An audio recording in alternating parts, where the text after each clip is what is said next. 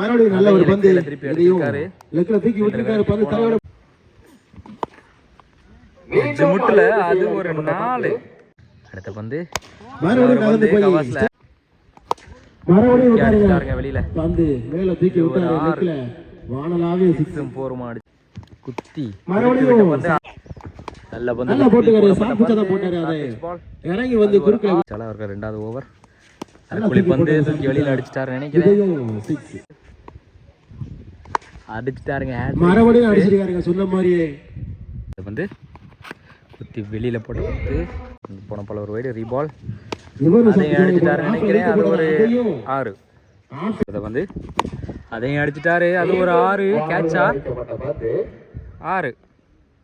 முதல் பந்து லேக்ல போட்டிருக்காரு. ஒரு பவுன்ஸ்ல அது ஒரு பவுண்டரி ரீபால். அதையும் அடிச்சிட்டாரு நினைக்கிறேன். அது ஒரு